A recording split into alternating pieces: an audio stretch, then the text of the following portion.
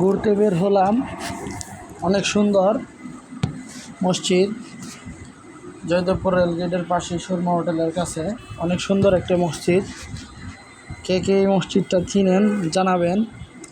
জয়দেবপুর কেন্দ্রীয় মসজিদ এটাকে বলা হয়।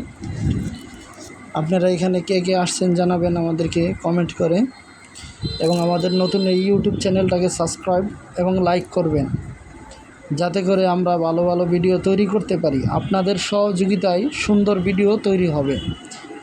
এই ভিডিওগুলো প্রথম অবস্থায় করা হচ্ছে, জানি ভালো হবে না, তবুও আপনাদের সহযোগিতা পেলে ইনশাআল্লাহ আরও ভালো ভিডিও তৈরি করব।